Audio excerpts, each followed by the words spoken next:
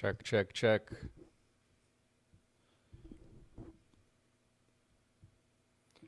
Let's make sure this is up and running here. First ever live stream.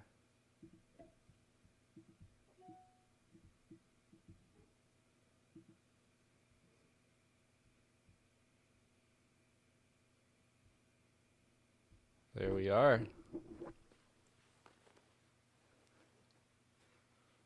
Let's see if anyone joins. Let me make sure audio is good real quick.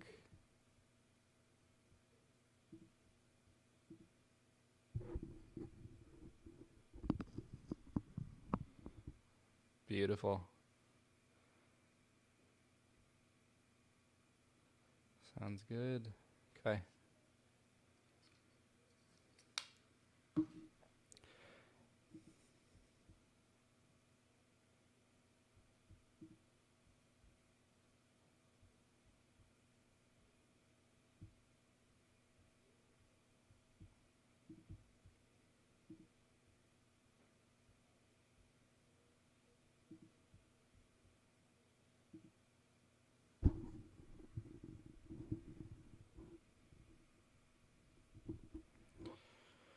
All right.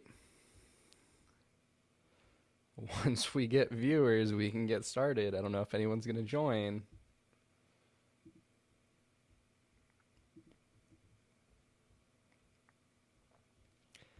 If you do join, you got my full attention here.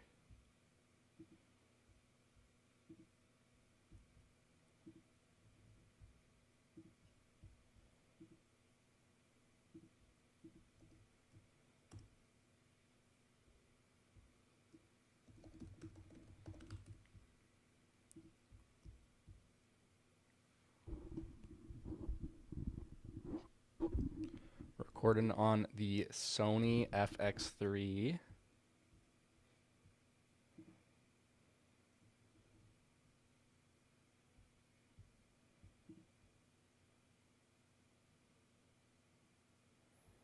I honestly don't know how live streams work at all.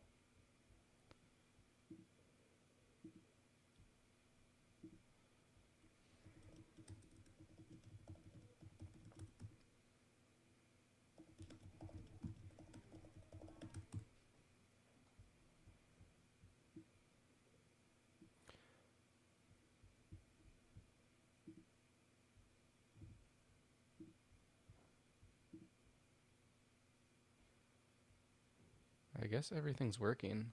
That was pretty easy. I'm using a capture card to go into the to my computer.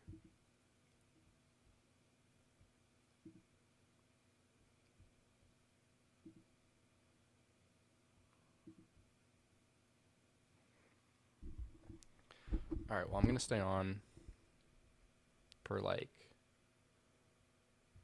5-10 minutes, see if anyone joins. If not, might need to figure out a scheduled thing. This is literally just completely spontaneous, so no schedule, no planning.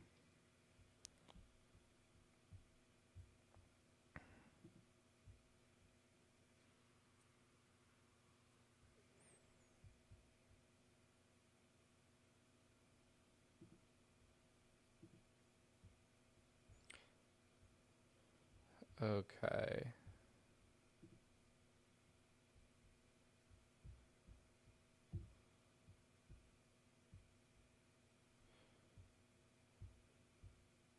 We'll give it 5. We'll give it 5 mins. I'm just going to be working on other stuff until somebody comes in.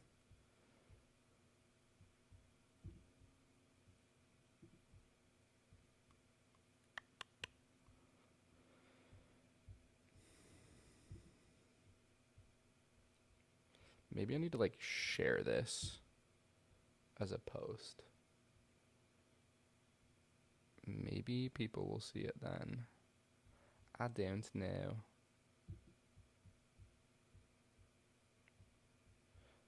I might just need to like schedule it because I did the poll and people said that they would watch a live stream, but there was no like time or anything like that.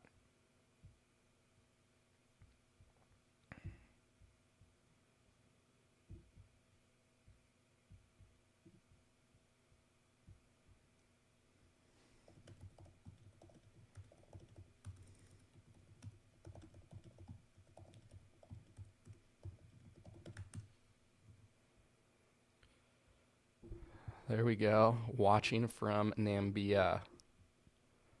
How is it going? What time is it over there? Is that in Africa?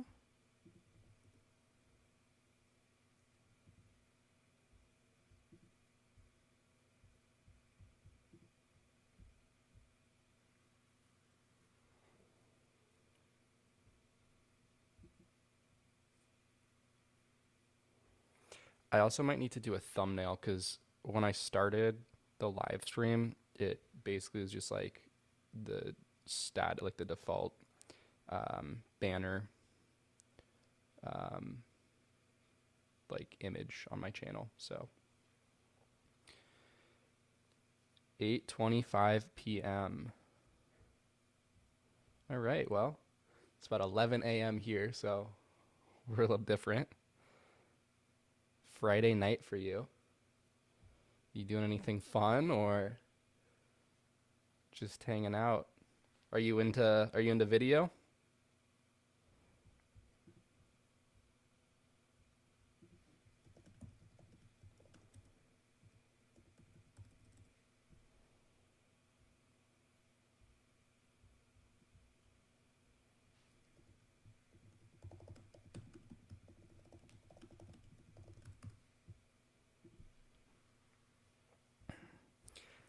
All right, we got 4 watching. Let's go. So maybe we will stay on. Q&A, ask me anything, video production related, video business, getting clients, cameras, lighting, um, tips, tricks, camera recommendations, lens recommendations, the whole shebang.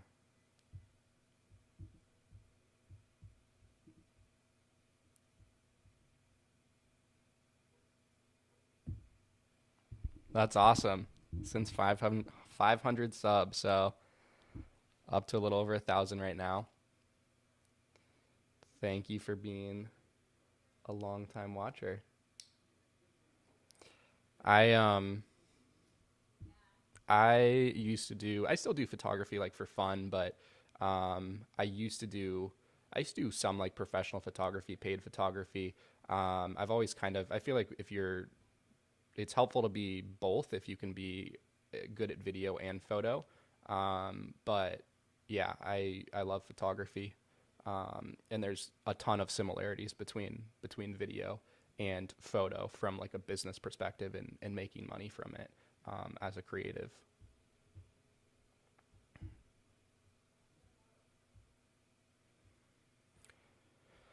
So I'm on the FX3 right now. It sounds like we're only getting audio out of one channel. So I might need to mess with the setting on the FX3. That's going to be like another video soon. But yeah, spoiler alert. Got the FX3 and basically are doing a full switch to Sony from Canon, which is crazy because I've been on Canon for my entire filmmaking creative career. So it's a really big jump. I've never had a Sony camera before. I've used Sony a tiny bit, but I've never owned a Sony camera, and I've honestly always kind of been a hater of Sony. So it's pretty wild that we made the switch, got rid of the C70 and the C300. Um, so now we're basically full Sony. We just have an FX3 right now. I really want to wait until NAB, which is next month. It's a big like trade show for broadcast cameras, etc. So I want to wait until then, just see if anything else comes out. I don't think anything will, but just to make sure. And then once that happens, assuming nothing comes out, then we'll buy an FX3, and then we'll buy an FX6, and then we'll buy another FX3. So going full Sony there. Hello from Canada, Stefan. How are you? How was your experience doing your first pro video for a client, and can we see it? Oh, that's a great question. I'm trying to think of like what the first like pro video, what I'm trying to like what the first project I got paid for was. I honestly did a fair amount of stuff in high school for very cheap, but still it was kind of like a little way to make some money from it. Um, I'm trying to think what the first. I guess what I would say my first projects were that were like pro video for clients um, were in college. So I would basically create sorority recruitment videos, classic thing that a lot of video people did in college. But I would create sorority recruitment videos and I would charge for them. So I would charge like $500 to $1,500 for them, which at the time was a whole lot of money for me to be charging for video. Um, so I would do that. Yeah, I can definitely find them and share them. That was probably my first, I would consider, project with clients. And then throughout college, I started to do freelance work. I started to basically just pick up whatever jobs I could with video. So, starting to work with some real estate clients, um, really just kind of getting my foot in the door in any way that I could. Early on, it's really important to just kind of take whatever you can get until you feel super comfortable and you're kind of like ready to start niching down and being able to charge more. So early on, I was just taking whatever I could um, in the way of video and photo. I did actually a lot more photography, paid work in college because it was easier to get, more people wanted it, and it was a lower barrier to entry for somebody. So like I wouldn't be charging as much for photography as I would for a video project, and it would take me way less time. So um, doing great. Manage the in-house media team at a startup, scale up, and have been thirsty for content on building, operating video production. I've found your channel. Well, thank you. Yeah, I'm really going through a shift where I want to get a lot more serious about YouTube because it's fun for me, but it's also just a really cool way to share my own journey and experience through all of this. And so I really want to focus on the content that people want to see. I have a good idea that unboxing content and other content like that is not really what people want to see. So really getting more deliberate about behind the scenes content, but then also business content. It sounds like a lot of people want to hear more about business content and, how to make money and turn your passion into a business, and get clients and so on. So yeah, I'm going to be making a shift here. And I think that there's a lot of opportunity there. Everybody on YouTube does kind of the creative side, and here's camera reviews, here's unboxings, here's what lens you should choose for this type of shoot, whatever. But there's a lot less that are talking about business. There's even fewer that are actually like living it. You see people selling courses and all kinds of stuff like that, but it's very rare that you actually have somebody that is creating content that is doing it. Where I'm running a production company and doing this. Obviously, I'm not making any money from YouTube, and so it's just kind of a way to really document and share there. So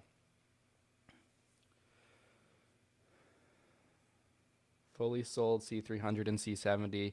Yeah, so like I said, I'll definitely be making several videos about this, talking about it, because I think it's kind of a big topic to cover. If I had to sum it up, I would say that one of the biggest reasons was I really wanted to switch us to full frame from Super 35 sensor. Coming from photography and like shooting a lot of Canon cameras photo, everything is full frame, and I'm super used to full frame, and I just really like the look of full frame. So obviously the whole Sony system, FX system is full frame. Really like that. It was also more cost effective, so the cameras are cheaper. I was pretty annoyed too because Canon just lowered the price of the C300. When I bought it back when it first came out in I think 2020, it was $11,000, and Canon just this month, actually beginning of this month, dropped their price for the C300 by 2,000. So now it's I think it's 9,000. The bigger thing though is that they dropped the price of the C500 by 5 grand, which I'm happy that I didn't get a C500, but I'd be really, really pissed if I bought a C500 at I think it was 15,000, and then now it's 10,000 or 11. But I'd be really pissed about that. So that is, I guess to sum it up, I wanted to switch to full frame. I was getting really frustrated with Canon by what they were doing. And then they also just weren't, I felt like they weren't really taking care of the users and the owners of like the C300, C500 system. So I felt a little just annoyed about that. And then the other part is I've just seen so much content around FX3, FX6. The images just look so good. And it was just kind of, an opportunity to switch it up. Like I've said, I've been on Canon my entire creative life, basically. I've only had Canon cameras. I started on the T2i in middle school or high school. And yeah, I mean, it was a big switch, and it's still kind of happening. We're still in the process of getting more cameras, but I talked with the team about it a lot, and everybody was excited and on board with it. And the last thing too is like with the FX3, which this is what it's filming on right now. It is very, very like modular and small and compact. But it has full-size XLR. That was one of the biggest issues that I had with the C70, is that we had to buy separate XLR cables just for the C70, the mini XLR to full-size XLR. So that was really annoying to have to deal with when we're going on a shoot. We have to worry about two different types of XLR cables. So the fact that the FX3 is significantly smaller than the C70, significantly cheaper than the C70, it's full frame, not Super 35, and it has full-size XLR. It was just like a no-brainer. The only thing is that it doesn't have internal ND, which sucks, but I'll get used to using VND filters, so it's not the end of the world there.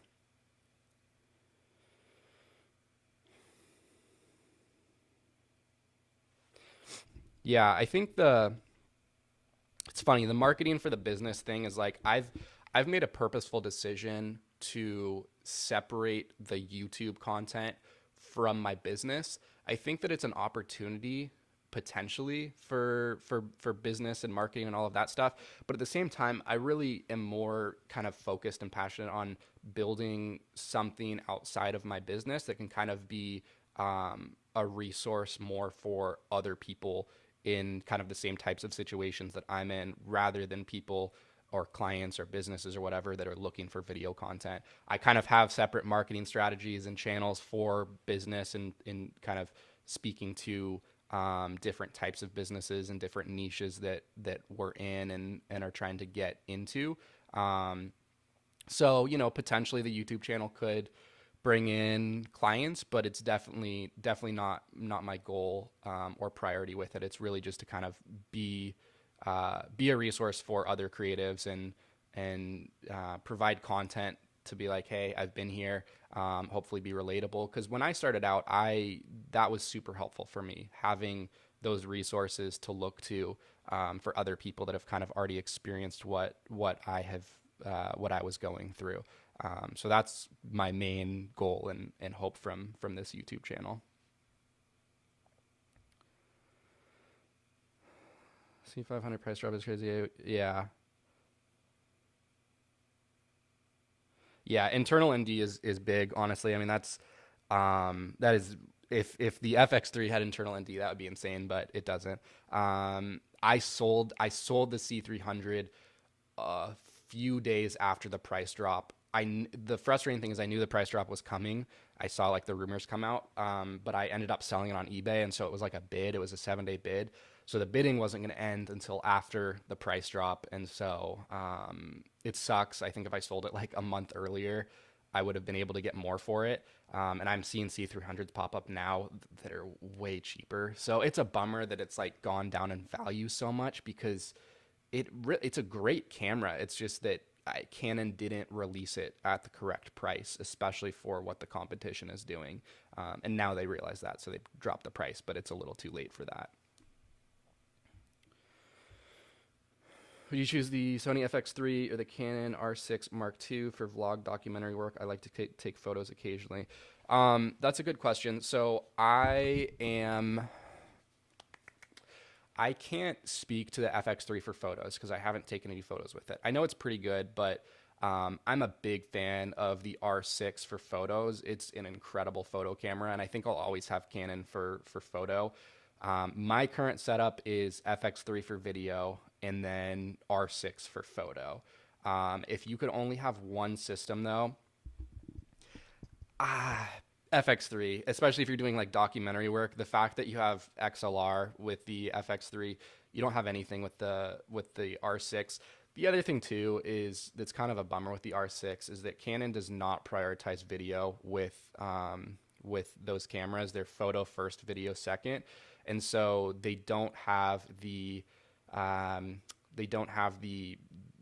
priority log, the C-Log2 profile. They have C-Log3. Their sensors, the dynamic range of the sensors is not that good.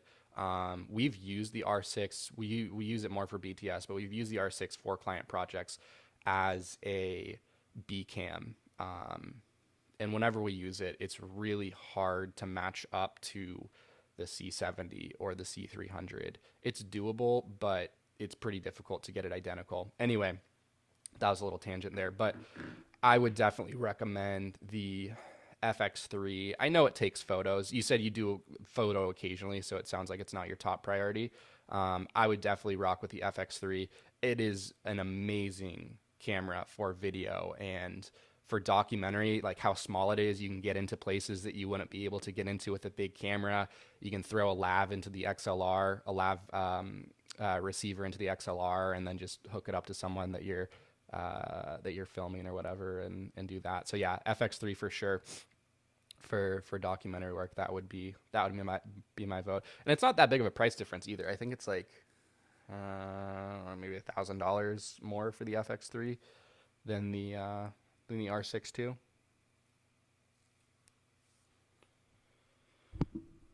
Is audio good for you guys? I know it sounds like the channel, it's mono right now. It's not stereo. I can try and fix it, but no one's really said anything yet. So I just want to make sure that the audio sounds good because I cannot hear it right now.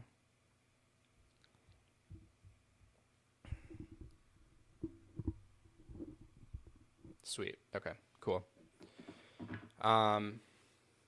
So yeah, I'm really curious. Like, obviously, I'm gonna start putting out some content around FX3.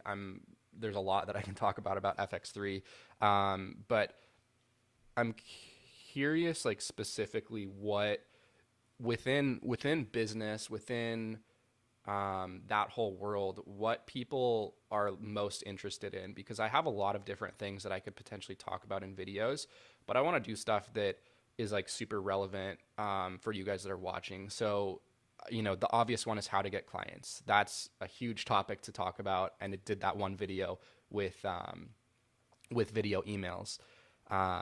But there's other methods to get clients and everything else, and I have a lot more that I could talk about there. But yeah, I'm curious what other stuff. I mean, would people be interested in kind of seeing like day in the life content, like what it looks like to run a business, to run a video business, the day-to-day stuff, or more of the BTS on location stuff?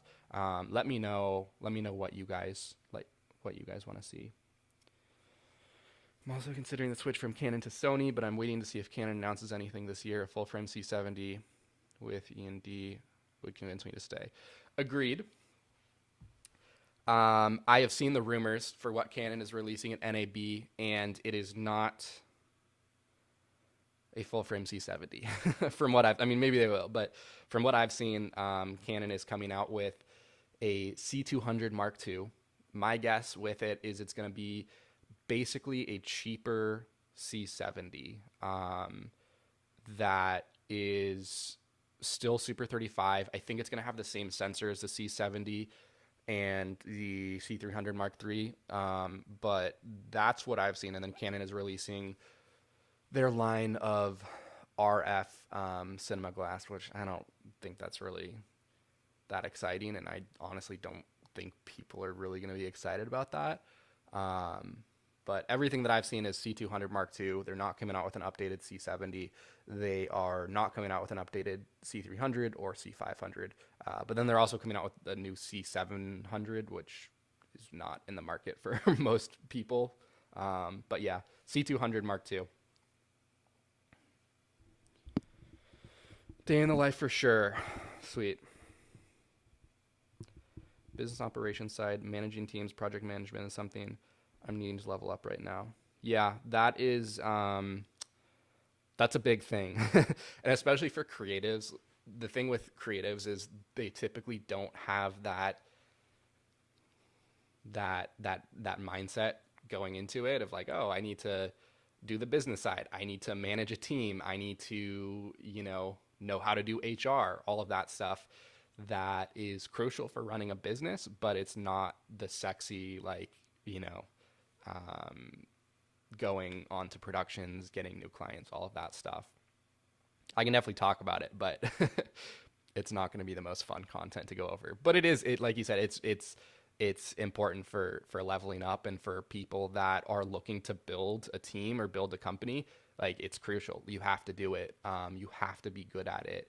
And at least until you get to the point where you can hire someone else to do it. But no matter what, always you have to sort of have that mindset of knowing how to manage people, take care of your team, be a good leader, manage projects. When there's a lot of stuff going on, you kind of have to be the person that is sort of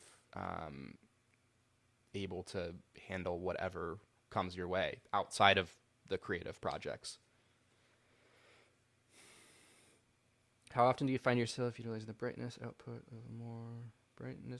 of more powerful aperture lights? Currently have 200x and debating if it's worth 300D or 600C Pro or something. Okay. Oh, Micah, what's up?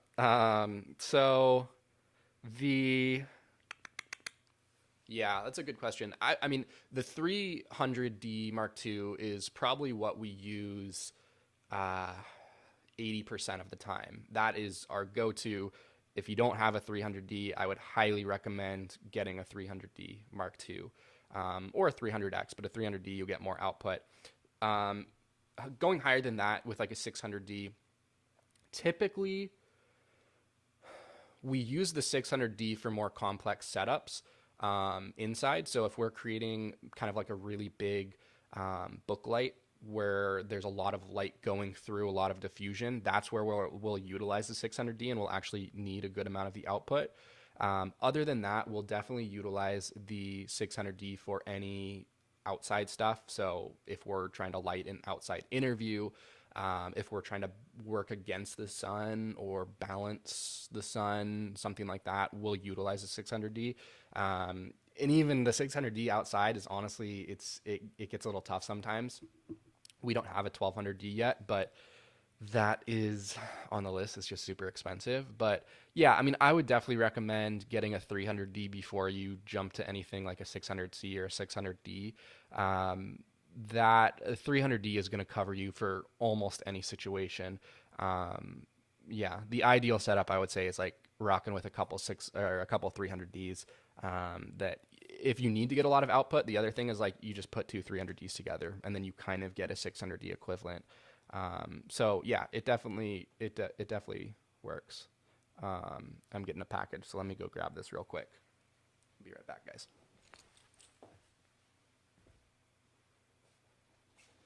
Hello.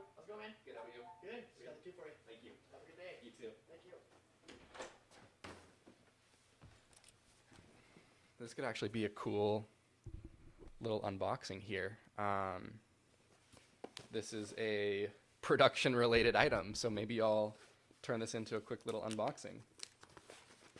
If anyone else has any questions, though, in the meantime, ask away.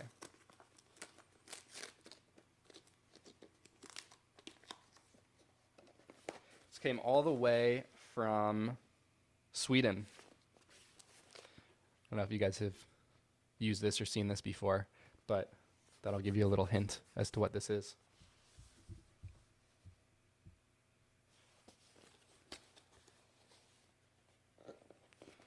I don't know how the frick to open this, though.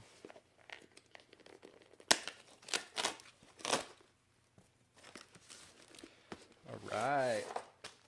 So, for those of you that are familiar with CRD, that's what they are. They're basically different size production pouches that you put things in. They can go in Pelican cases, camera bags, stuff like that. And then they come with patches, Velcro patches, so you can put all kinds of different patches to say like, oh, here's filters in here, or this is audio cables. I'm big, as you guys know, on organization and keeping things just really clean and organized, because that creates efficiency when you're on shoots and other things like that. So that's what these are. So we got a couple different sizes. There's a couple small ones here, and then there's also a couple medium ones as well. The fun thing is this stuff. This is what I'm talking about. So you have the different, let's see if that'll focus. Maybe not. I don't know.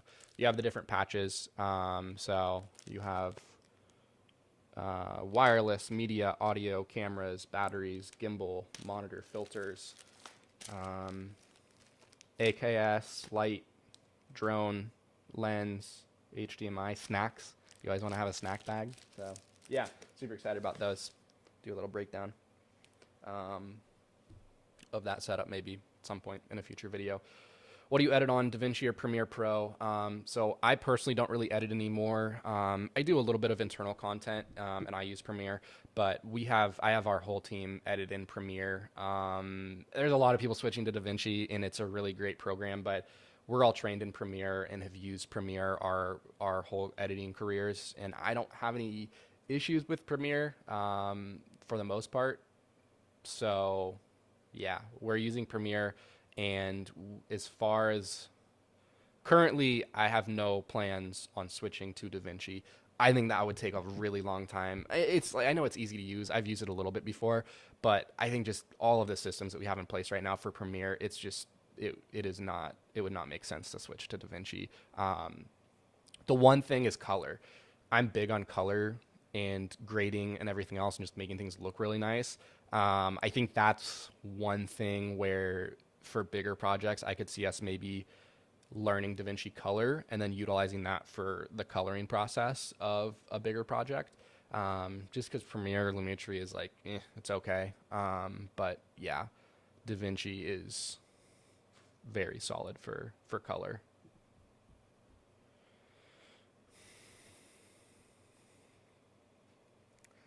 What would you recommend for audio? I want to start doing interview videos. Okay, let me go grab a couple things.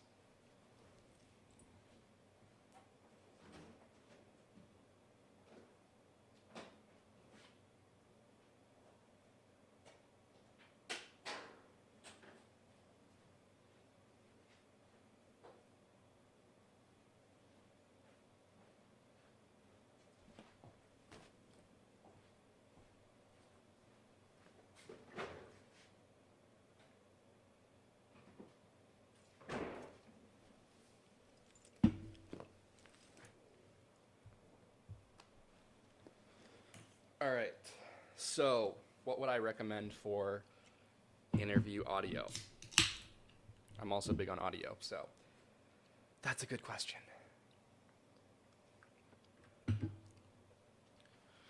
Depends on what your budget is. I have things at a couple different price points here.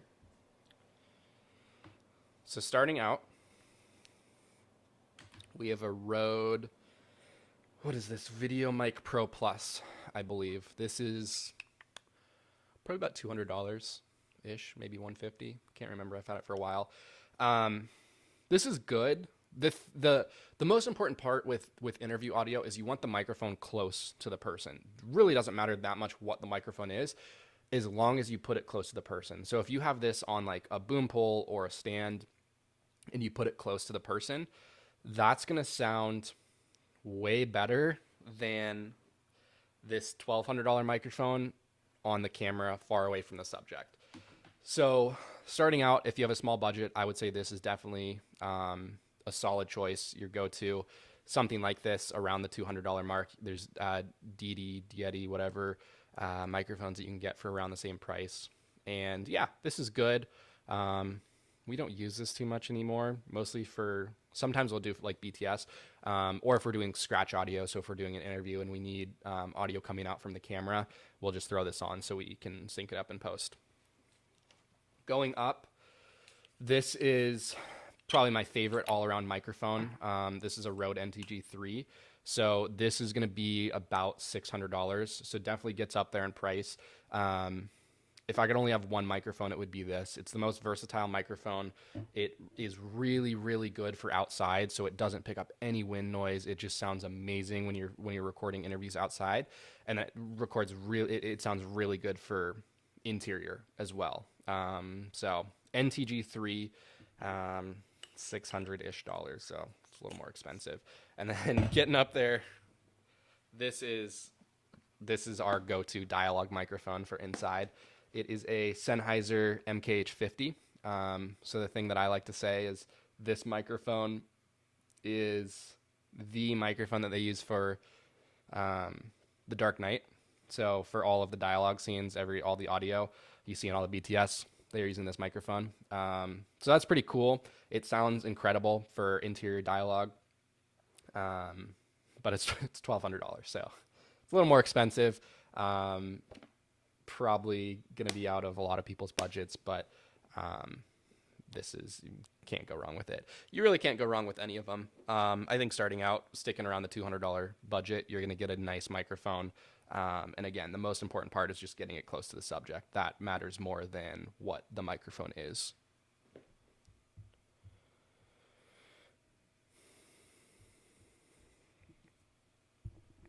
Benefits of FX3 over A7 S3. Yeah, so Micah, I actually can't speak to the A7 because I do not. I've made it I made it a point to not follow Sony for whatever they were doing, not pay attention to it because I just was like, Sony sucks, whatever. I only started paying attention to Sony when I was thinking about the FX3 and starting to watch that. Yeah, just initially, I would say probably the XLR is probably the big thing. I know people use the A7 like in conjunction with the FX3. I can't imagine there's that many differences. And I don't know about price difference. I would think maybe the A7 is cheaper, but I'm honestly not sure. Yeah, the FX3 is kind of all I know. The FX3 and FX6 in Sony, those are kind of the only ones that I've like done extensive research on, and the FX9 a little bit actually, but we're not gonna have that anytime soon at least. But yeah, I mean, using Sony now, I don't think you can really go wrong with anything, but if you want that top handle XLR, FX3 or the FX30, the FX30 is actually significantly cheaper, but it is crop. It is Super 35. So if you're looking for full frame, then FX30 ain't gonna cut it. But yeah, still a really, really good camera from everything that I've seen. And we might get a couple. I think it could be a really good idea to do like for a podcast setup, buy like 4 FX30s. It'll be like, I don't know. I mean, it won't be cheap, but it'll be a lot cheaper than buying like 4 C70s or 4 FX3s. And that way you have top XLR. So if you want to run XLR into the cameras for like a podcast setup, you could. I think if we ever we've talked about if we like move into a bigger space doing like a podcast studio. And so if that was the case, we would just have kind of permanent, probably like FX30s just built in around different places and run that. So Yeah, can't go wrong with any of them.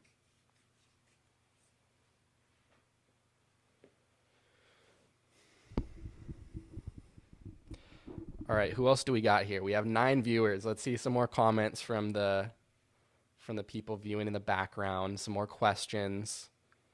Ask away. You got my full attention here.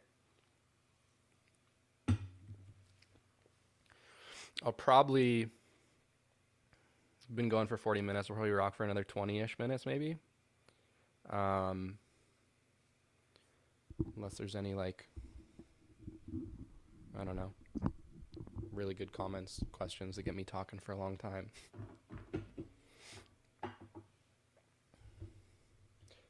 So business content, that's what people want to see. Day in the life. The other thing, yeah, I'm like interested in, I could talk about like how to charge, like how to charge for video. I think that's a big topic that a lot of people wonder about. That's something that I've always been very purposeful with, especially just like even when I started out with video. I always, as best as I could, made sure that I wasn't undercharging for what I was offering. So from the beginning, that was something that I did, and I've seen a lot of people not do that and charge a lot less than they should, just because they want to get the project, which is fine in some situations, but as like a general practice, trying to, you know, be able to understand the value that you're offering a client and then charge appropriately for that. Do you produce ongoing content for clients, or is all your productions one-off? Any tips for juggling multiple projects in multiple stages? Yeah, great question. So the majority of our work is actually recurring. So we do retainers with clients, and we create ongoing, consistent content for them. We also do one-off stuff. Typically, those are going to be bigger projects, but we do a little bit of it all. But yeah, overall, the big thing that we do is ongoing content, which obviously is great for recurring revenue and being able to forecast. I've said it before, but I don't think that I could have built a team, at least a full-time team, without the retainer model in place, because outside of that, you have to have a really strong system for getting leads in and getting new clients. Otherwise, you know, you could have really good months, you could have really bad months, and what the ongoing content solves is having basically a baseline cash flow where you know how much you're making, and then whatever you make on top of that, great. But you know that all of your expenses are going to be covered. Your payroll is going to be covered. Insurance, everything else is going to be covered. So I highly recommend recurring content.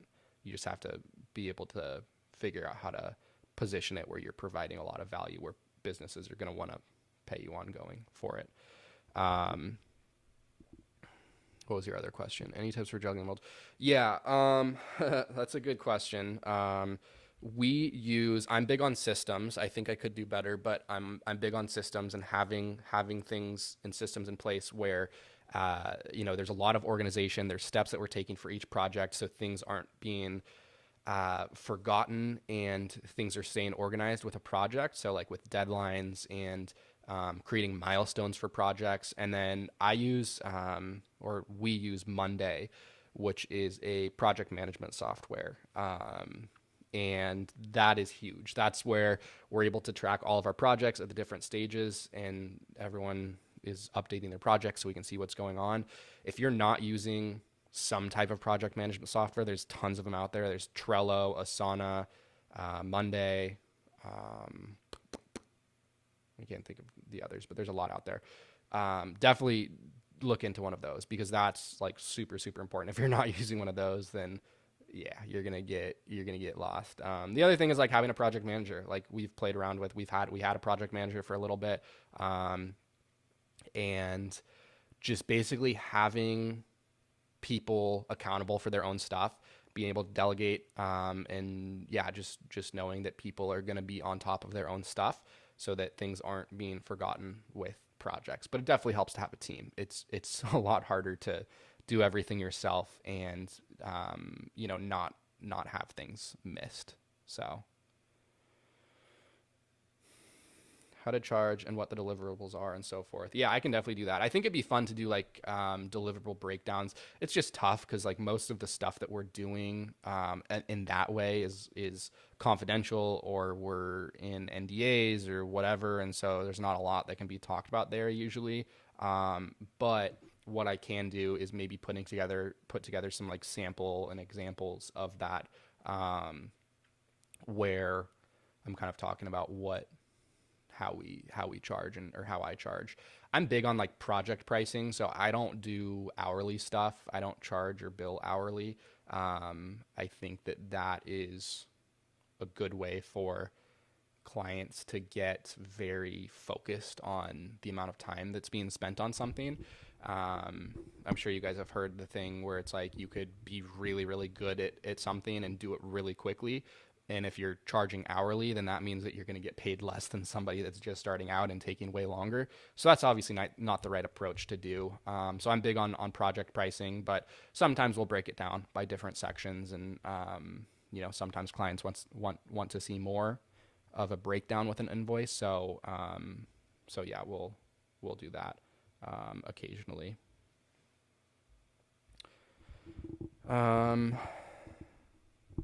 ClickUp. Yeah, ClickUp is good.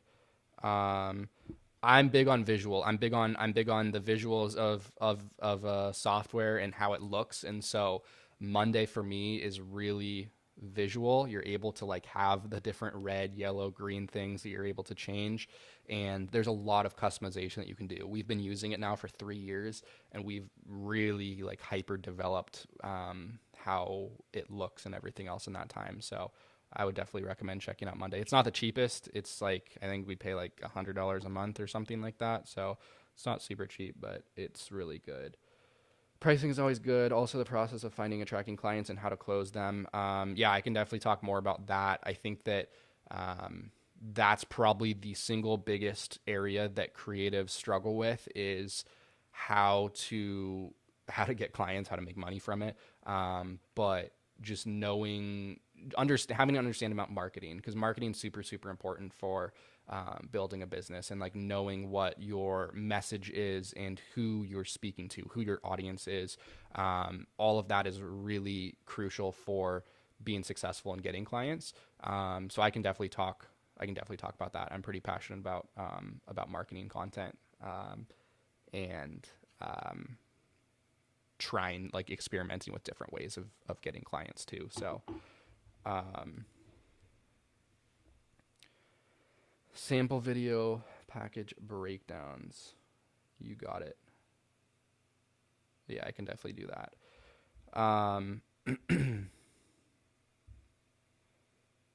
How do companies feel about the retainer model when you pitch it to them? Good question. I have developed a system where I have a whole discovery process that I go through, where basically, I'm going to scoot back a little bit. I try and qualify clients before I pitch them the retainer stuff. And so that's really helpful because that's not wasting anyone's time. So I'm not spending a bunch of time preparing for a meeting where I know like they don't have the budget or they're not interested in it. So when we have a discovery call with a client, or when I have a discovery call, I qualify them then and there. Are they interested in ongoing content? Is it something that they have a need for? Is it something that can make sense to them? And then is there, a budget to work with there, where I'm not going to give them the exact numbers, but this is the range, or this is kind of like, this is what to expect. Is this something that would potentially work for you if the value was there and if it was something that made sense? So I'll do all of that qualification, and then I'll go into another meeting to go through the whole pitch. And at that point, they're already kind of prepared, they're already qualified, and so typically it's received pretty well. But we don't win them all. I mean, that's the other thing with like sales and business, is like you will not win all of your clients. You will not get all of your prospects and clients you will not turn all of your prospects into clients. You will not win them all. And that's a hard pill to swallow, especially in the beginning, because us as creatives are very passionate about your work and feel very strongly about your work. And so if somebody turns you down or says, no, they're not interested or whatever, then it can feel like it's a reflection of your work and the quality of your work. What I've learned is that's not the case. And more often than not, it's just business and it's a matter of money typically. But that can be a really hard thing to deal with. It was hard for me early on to deal with. And it's still hard for me, like every now and then. I've gotten a lot better at it, of just kind of, trying to remove all of the emotion from it. But yeah, I think it's something that any creative is going to struggle with that is trying to make money from video. Maddie B, what advice do you have for the newbies who want to start a YouTube channel, podcast, or vlog channel? Well, you gotta be willing to put in the work. In this day and age, everything is so oversaturated that you have to be able to stand out. You have to be able to provide something unique, whether it's a unique perspective or a style or what you're doing. It just has to be something that people are going to want to watch, people are going to want to listen to, whatever. So you have to kind of figure out what that is for you, and then you have to be willing to put in the work and be consistent with it. I feel like a lot of podcasts, but also YouTube channels, fall off pretty quickly because people get excited about it. They'll do a couple, nothing will happen, and then they'll be like, oh, okay, I'm not going to do this anymore. Or they'll just kind of get bored of it or whatever. So you have to know that going into something like that, any type of creative endeavor, is going to take a long time, and it is a long game, and you have to be ready to play it. I've been doing this YouTube channel for 2 years, either a year and a half or 2 years. But, and look, I mean, we just crossed 1,000 subscribers. Like it takes a long time. And some people can do stuff way quicker. Some people can build it way quicker. Some people, it takes way, way longer. A part of it is luck, but a big part is just, your drive and your ability to persevere.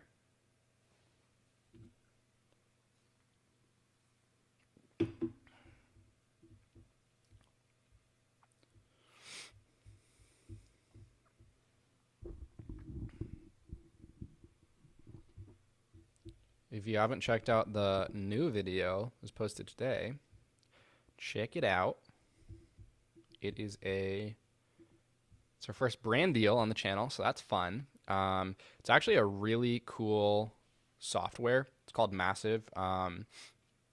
They reached out to me like a month or 2 ago, and kind of we're chatting, and I started using it and realized that it's pretty cool. So we actually use it now, but it's basically a file transfer. We use Dropbox a lot, and Massive is way faster than Dropbox for like uploading and downloading stuff. So actually, even just this week, one of our editors has been sick, and so what I've done is, like, if we shoot something, we'll just upload it to Massive, and he'll get the raw files, download them, and start editing. So yeah, check it out. There's a link, not to pitch this, but there's a link in the description where you get I think it's 100 gigs starting out. You don't put in any credit card information, you don't do anything, you literally just put in your email and you get 100 gigs to work with. So there's really, it's worth trying out. We're going to keep on using it for sure. It is the fast, like I have not found a faster solution for uploading and downloading big files. Like, we're talking gigabytes of files. So yeah, check it out. It should be on the main. Maybe I'll just put it in the link here. Actually, no, I'll just put the download link here, so you guys, or the trial link here, so you can check it out if you want to. Pin that. Pin that boy. There we go. All right. Yeah, check it out. It's completely free. So there's nothing that you're losing by signing up.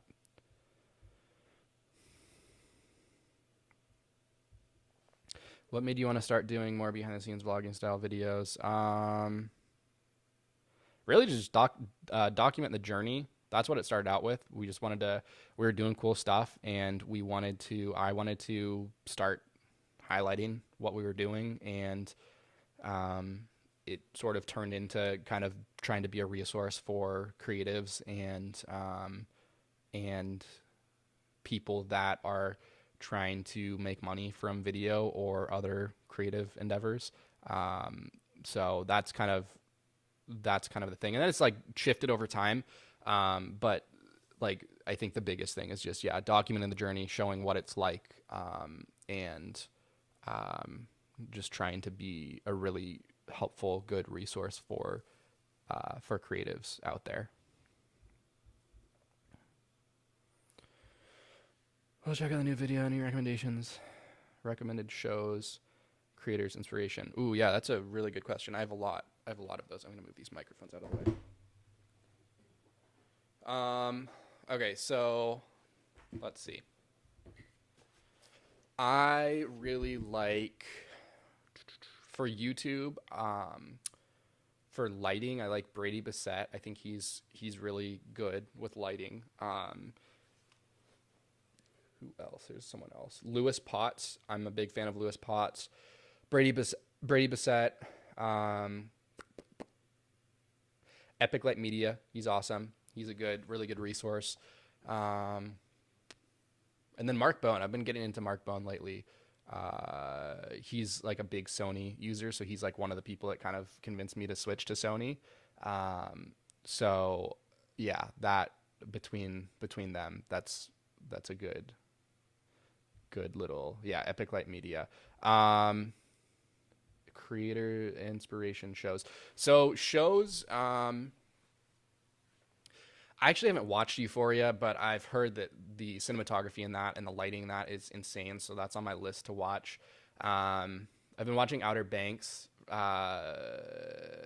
acting is kind of subpar, but the cinematography is really good in that show. I think they shot a good amount of it on Sony Venice, which is kind of cool. You can kind of tell it's a Sony look. What else?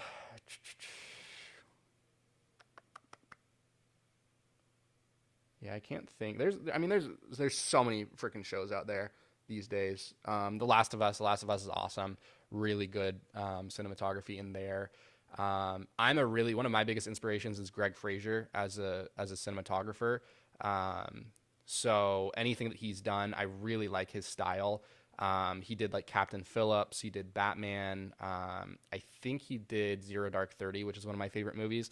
His style is very like documentary-esque, even though they're like movies, they're not documentaries. So it kind of helps immerse you and make you feel like you're in it. So yeah, check out Greg Fraser. And then I think he also did Dune, I'm pretty sure. So yeah, he's an awesome DP. Highly recommend. Where do you typically find your clients? Do you research a specific niche on like Instagram or online, or do you use software or something to find potential clients? To find clients, let's see, what do? I do a combination. So I do, what's it called? I use different softwares to basically find points of contact for different businesses or like industries that I'm interested in pursuing. Can't think of what it's called. I think it's called Seamless. Seamless. I think that's what it's called. So I do that, and then networking, going to like your local chamber networking group, stuff like that. That's good. And then as you go, kind of building your referral system. So at this point, like a lot of it just comes from referrals, and then also Google. I'm big on SEO and having a good Google presence. That's really, really important to me. So being purposeful about sort of your website ranking with SEO and how people are going to find you. So yeah, at this point, Google is definitely the go-to for me. And in some ways, it's kind of like passive at this point because the leads come in, the contacts come in, and then I just kind of like take over. But early on, it was just a lot of outreach and looking at the companies that I wanted to work with, the brands that I wanted to work with, and kind of developing plans to reach out to them and start conversations. You just got to go into it knowing that nothing is going to happen instantly, and so you have to be prepared to have like long-term conversations and develop long-term relationships, or else you're not gonna stick with it. So yeah, those are a couple of the different things. Epic Light Media full-time filmmaker. Yeah, Mark is killing it. Yeah, Mark is, and he just put out the art of documentary classes. One of our editors and shooters, Patrick, who maybe some of you know, is I think is signing up for that or signed up for that and is going to take it. So maybe we can get an update or review on that. It looks pretty good. It looks pretty in depth. Also, Masterclass is a good resource. It's not that expensive compared to other like courses, and there's a whole lot of filmmakers, directors, writers, cinematographers on that where you can kind of learn from the best. So that's another resource there to check out. I've watched like a few, and then like I don't know, like cooking. I really like cooking, so I've watched like cooking master classes too, and those are I think it was Gordon Ramsay, but that was good. Anyway, yeah, master class is a good resource as well. I'm excited for anyone else that joined late, we got CRD stuff. So this came all the way from Sweden. So we got all the different patches for different things. Then we have different production bags. So you can kind of like label stuff. So if you want to have a bag that, you take to a shoot and it's exclusively, let's say, SDI stuff. So you throw the SDI patch on there, and then do that. And then here's kind of I'll take one of these out so you can see what it looks like. So this is the medium. They're expensive, by the way. Like they're more than I feel like what a bag should be, but they're really high quality. So I'm big on buying quality stuff when it comes to production and filmmaking, because this is our business, and so we want to have the best of the best. But yeah, so this is the medium. So not sure. This will probably be. We'll probably use this bag now that we have the FX3. We have ND, so we're gonna need a bag like exclusively for filters. So this is probably gonna be a filter bag. That's one of the small ones. That'll have like all of the step-up rings and then the filters, the VNDs. I got the Polar Pro Peter McKinnon VNDs, so I have the 2 to 5 stops, and then I think it's like 6 to 9 or whatever. And I got the 82 millimeter, so that will cover all of our lenses, and then you just get really cheap step down rings or step up rings to cover the rest of the filter size ranges. So yeah.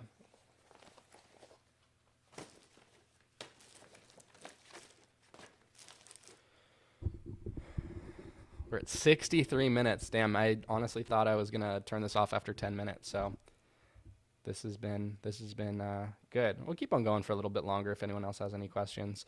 But yeah, I am gonna start doing more business content. That's gonna be probably a big focus of the channel is business content, and then also it seems like people are really interested in camera stuff, like camera breakdowns, rig breakdowns, footage stuff, footage comparisons. So I'm super down to do that, and I really want to do like an FX3 rig breakdown, and then also when we get our FX6, I'm really excited about the rig that we're going to put together for that. So I can also do a rig breakdown for the FX6 when we get it, which will probably be as soon as NAB happens. Like I'm going to confirm that nothing else is coming out. Sony's not releasing any new cameras, and then I am going to buy the FX6. So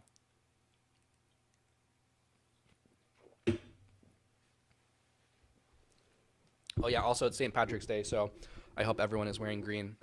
I got mine on. I'm not trying to get pinched today.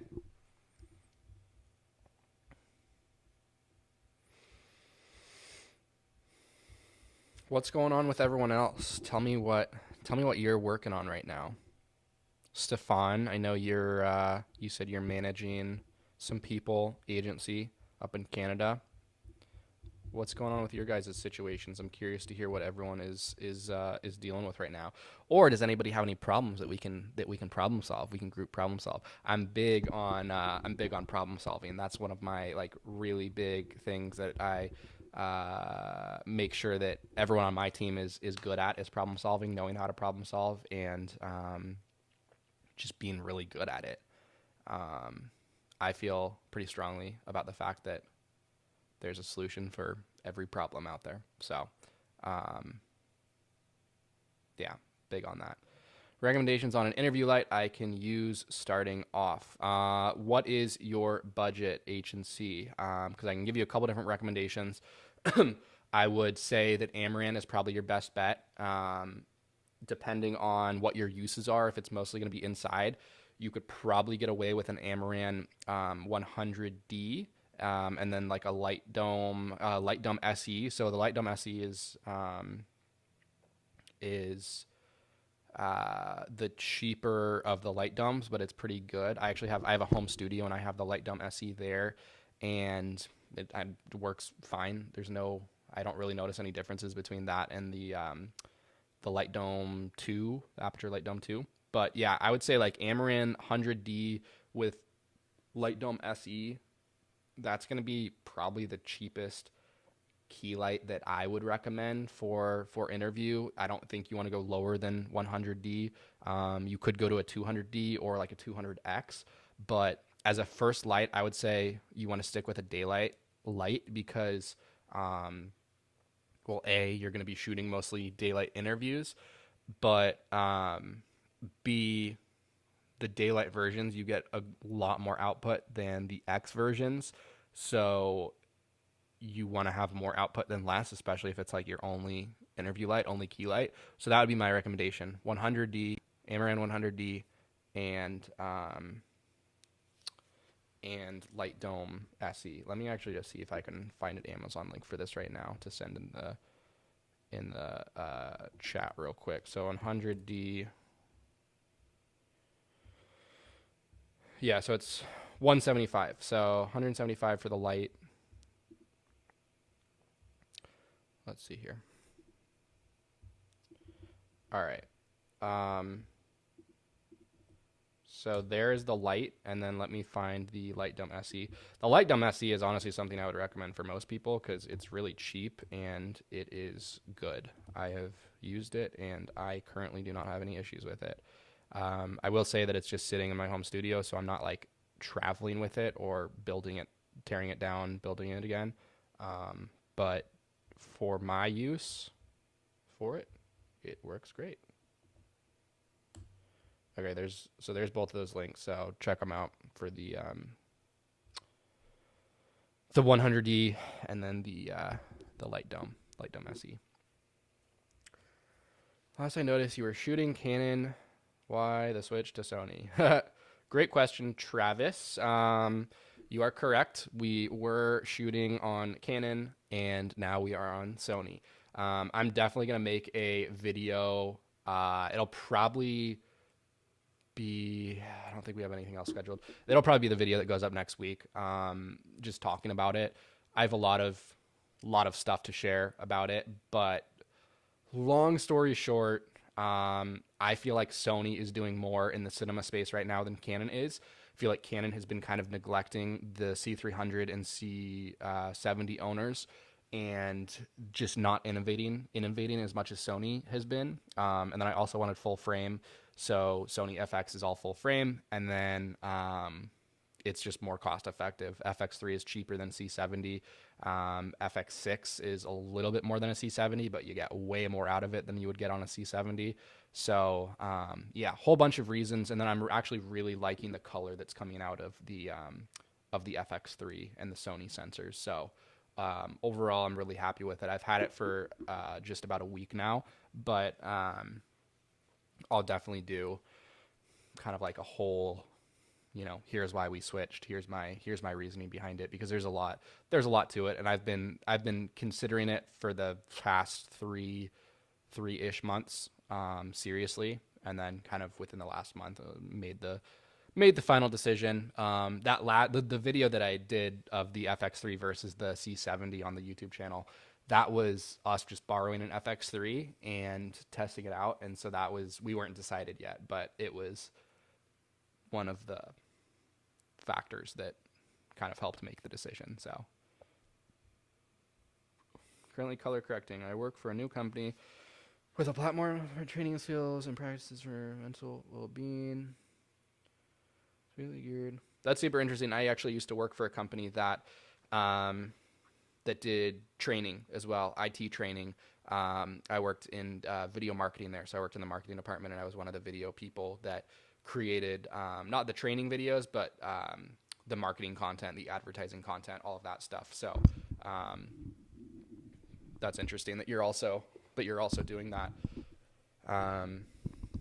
Do you like it so far? Are you happy with doing it? He said, my background is broadcast television, shooting, editing, directing, and I'm passionate about getting more into documentary work. Yeah, so what was cool about the job that I did at this learning company was because we did marketing content, we did a lot of like stories. So we did a lot of learner stories, where it was basically documentary content. It was telling the story of people. So yeah, that was a lot of fun, because I also really like doing documentary content. I'm big on that. It's definitely a big passion of mine. I love my C200s, but can't afford C300 and hate the C70 form factor. Well, Travis, you're potentially in luck, because the rumor is that at NAB next month, Canon is releasing a C200 Mark II for around the same price point of it. So that is kind of, I think, their big release that they're doing. I'm not sure what all the details are, but I think it's basically going to be like the updated sensor of the C300 and C70, but just for around the same price as the C200 is right now. So I would definitely look into that, because that is potentially going to be a more cost-effective camera. I don't know if it's going to be the same price as the C70, maybe a little bit cheaper, but I would definitely check that out. I had a C200. I was a big fan of it, but then we switched to the C300. The big difference is like the 8-bit versus 10-bit. It's really nice for coloring to have 10-bit. And then I know on the C200 you can do 10-bit RAW, or maybe it's 12-bit RAW, but we never shoot RAW. That's the other thing, is like we just never used RAW, which is one of Canon's big offerings for cinema. So you escaped the corporate world. Yes, I did. Yeah. I mean, I didn't do that job for very long. I realized that I did not like the corporate world. I did not like working for someone else and doing that. So that's kind of where my drive came from to start Reverb, start this production company, was that I really did not want to work in a corporate setting. It just was not. It was really, really draining for me, and I just was losing a lot of my passion and happiness. And so that's a big thing for a lot of creatives. And yeah, it was a big driving force for me, whereas like that was a strong motivator that I knew I did not want to go back to that. And so I had to figure it out. I had to figure out how I could make money from this, and how I could make a living from this, because I really did not want to go back to the corporate world and corporate life. So yeah, that was a big factor for me.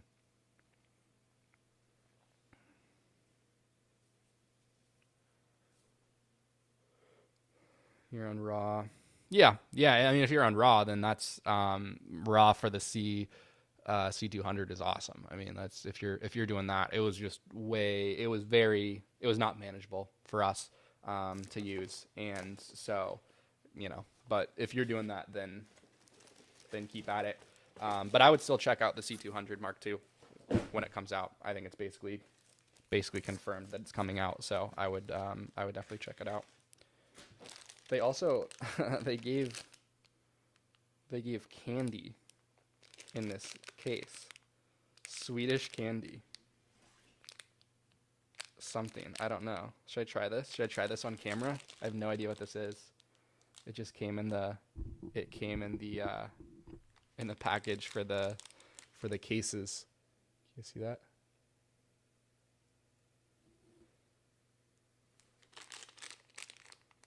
It's literally all in Sweden. They're Swedish. No idea what's in here.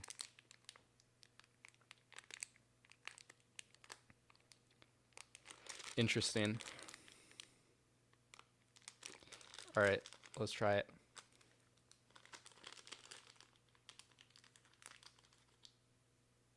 It's kind of like squishy. I wonder if it's a marshmallow. That's what it... That's cool. Can you see that? There we go. Come on, focus.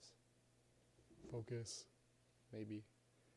Sony autofocus is really good. I just haven't dialed in the settings too much.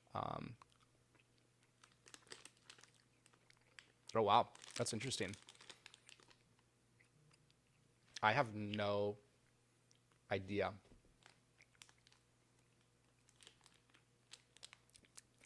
Interesting. That's like a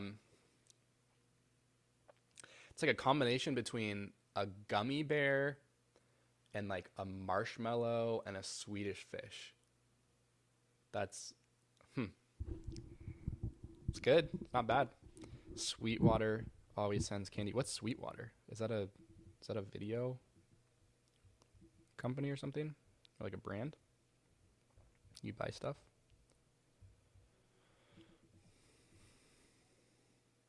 Oh, musical instruments. Okay. Sound. I see. Okay, well,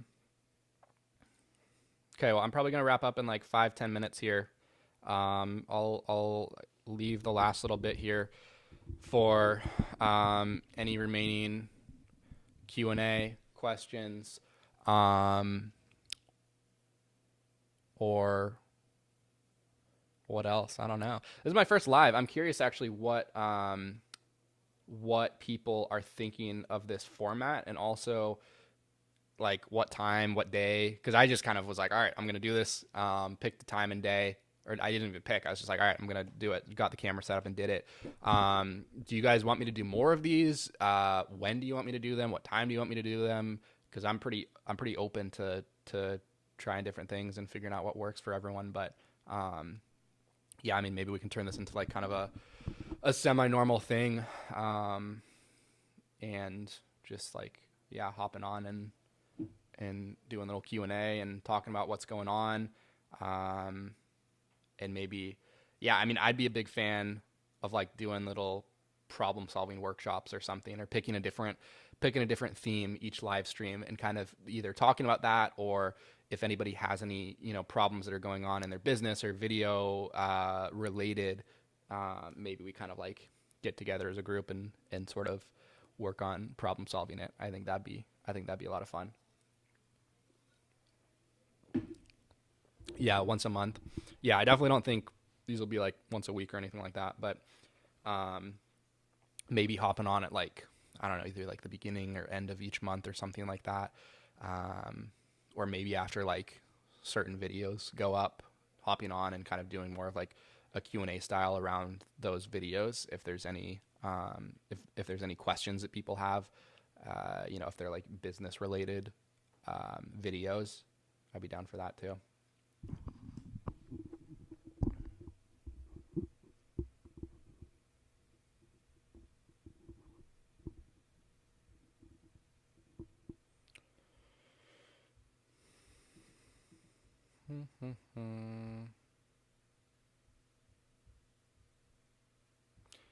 Oh, also PSA, Aperture dropped their price of the 600D. So I think it's about $1,000 now, which is freaking insane. It used to be $1,500-ish. Yeah, it's $1,090. The other crazy thing, I don't understand how they can say that the 600D Pro is $1,000 more than the 600D, because it's not. It's like weather sealed and it has DMX control and it has a nicer screen. Um, I've used both, and we have the 600D, the normal version. It is the 600D Pro is not. If you're thinking about getting one or the other, get a 600D. It is not worth it to get a 600D Pro. The 600D is an awesome light. You get the same exact output from both of those lights. So yeah, so you basically have two 600Ds for the price of one 600D Pro. So highly recommend 600D.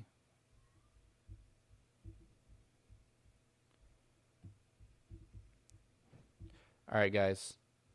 I think I'm gonna wrap it up.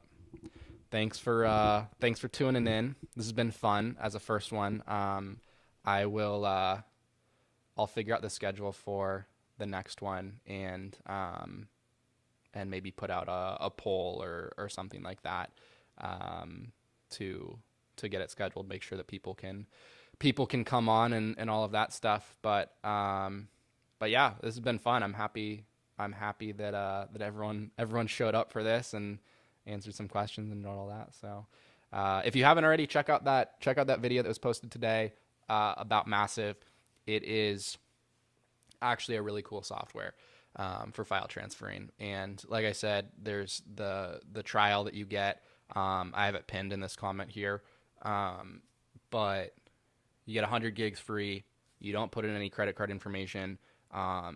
You just put in your email and create a little account. It takes 60 seconds, and you get 100 gigs to try out. So you can use it on your next client project to send your project. You create a custom portal so you can have your own logo, your own branding there when you're sending a client a project, or let's say you're sending someone files or video files or photos or something like that. So yeah, definitely check it out. All right, guys. I am going to end it here. Thank you for tuning in. I will see y'all